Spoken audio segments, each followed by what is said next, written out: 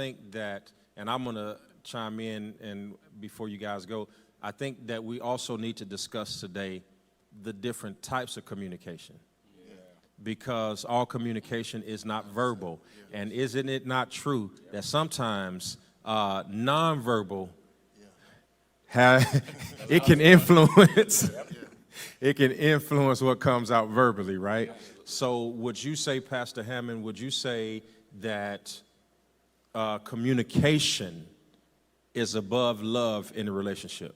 I think so, Pastor, from the perspective that a lot of people don't know how to communicate love. So for me, communication is the anchor, or should be the anchor of everything.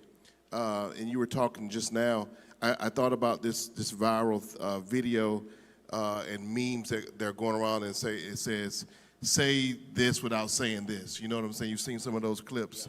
You say you have a white shirt without saying you have a white shirt. It's those nonverbal cues that I think oftentimes in relationships, we've settled for nonverbal without understanding that it's meant for us to perfect our verbal communication, because through our verbal communication is where we'll see victory and promise versus the nonverbal, because most times people will satisfy themselves on the nonverbal and the nonverbal doesn't bring the promise. I get that. So the nonverbal, is the nonverbal sometimes as loud as the verbal? It can be. It can be.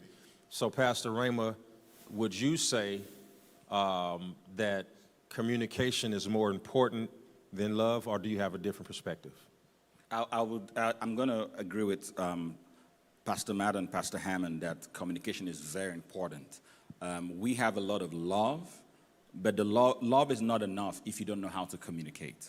And I think that what keeps a relationship, regardless of the relationship, what keeps a relationship is not really love. It's actually the knowledge to know how to communicate.